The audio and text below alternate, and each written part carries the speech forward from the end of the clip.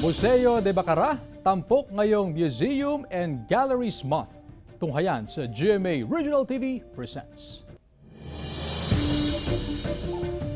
Ang dating kumbentong ito ng St. Andrew the Apostle Parish Church sa Bacara, Ilocos Norte, tinatawag ng Museo de Bacara ngayon. Hindi aakalaing may itinatagong yaman ng kultura rito dahil nakasilid ang mga ito sa gilid ng simbahan. So in 2012, the Honorary Chairman of the Tourism Development Council, the Honorable Mayor Nicomedes de la Cruz, felt the need to have this Museo de Bacara for us to showcase our rich culture, our rich religious history.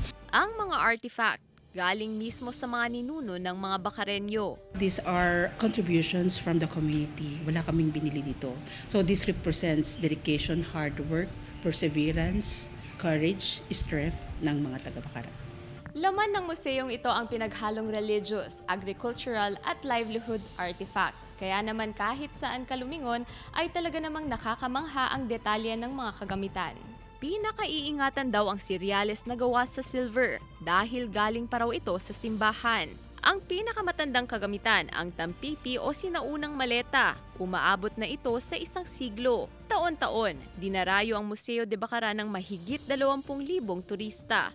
Makikita mo pagka Holy Week na lang ang tourist arrivals namin nasa 8 to 10,000.